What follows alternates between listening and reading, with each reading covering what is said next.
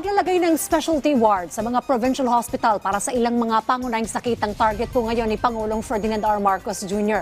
Si Isaiah Mirafuentes sa detalye live. Isaiah. Dayan dito sa Norte, naging abala si Pangulong Ferdinand Marcos Jr. nitong nagdaang weekend. Binisita niya ang ilang mga ospital sa Ilocos Norte at sa Cagayan upang mismong tingnan ang sitwasyon doon at namahagi rin siya ng tulong sa Cagayan sa mga nasalanta ng Bagyong Nando. Inanunsyo ni Pangulong Ferdinand Marcos Jr. na plano niyang maglagay ng mga specialty ward sa mga provincial hospital na para sa cancer at heart patient, diabetic at dialysis care. Kasabay nito ang pagbisita ng Pangulo sa Alfonso Ponce Enrile Memorial District Hospital sa Cagayan noong Sabado. Personal na inalam ng Pangulo kung maayos ay pinatutupad ang kanyang mga panukala na zero billing policy. Kasabay na rin to ang kanyang pagbisita sa pasyente doon.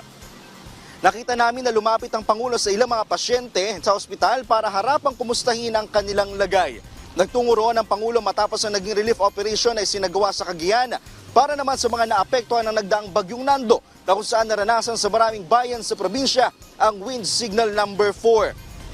Kahapon, araw ng Linggo, lalawigan pa rin sa norte ang tinunto ng Pangulo. Walang iba kundi dito sa lalawigang kinalakihan ni PBBM ang Ilocos Norte. Nagtungo ang punong ehekutibo sa Mariano Marcos Memorial Hospital and Medical Center. Kagaya ng ginawa niya sa Cagayan, ay kinumusta rin niya ang mga pasyente roon. Kabilang ospital na ito sa mga cancer treatment sites sa bansa. Kapansin-pansin nga lang na bahagyang tumaas ang bilang ng mga pasyente na umabot sa 515, gayong 400 bed capacity lamang ang meron sa pagamutan.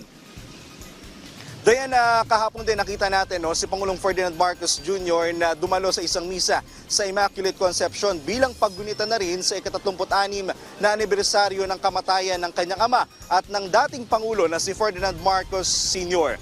At yung muna ang pinakahuling balita mula dito sa Ilocos Norte. Balik muna sa iyo, Dayan.